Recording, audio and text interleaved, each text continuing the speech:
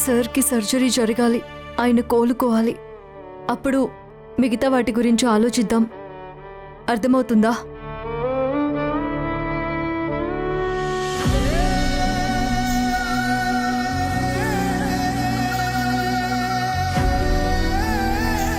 ఈ సమయంలో నువ్వు లేకపోయుంటే నేనేమైపోయేదాన్నో వసుంధరా. నేను నీకు ధైర్యం చెప్పాల్సింది పోయి నువ్వు నాకు ధైర్యం చెప్తున్నావు. కూతుర్లా నా పక్కన నిలబడ్డావు. మీ కోడలిగా ఉండే అదృష్టం నాకు లేదత్తమ్మా. కానీ జీవితాంతం ఈ అమ్మకు కూతుర్లా ఉంటాను.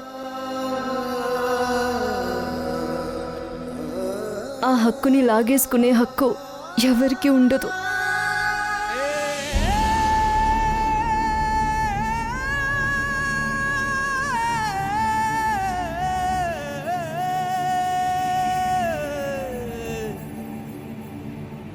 ధ్రువ సార్ని తీసుకురా అత్తమ్మా.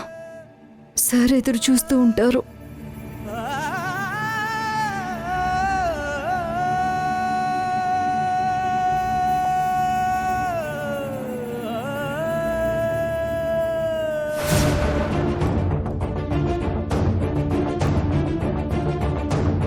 వసుంధర అవసరం తీరిపోయిందా మల్లిక? కోడల నుంచి కూతుర్ని చేసేశావు. హో, మర్చిపోయాను. ఇంకా ఉంది కదా, నీ కొడుకు సర్జరీకి తన లివర్లో భాగం అవసరం పడచ్చు.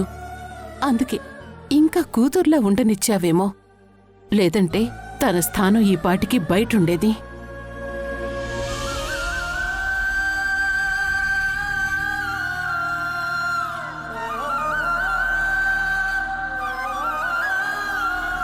ఏంటమ్మా ఇది?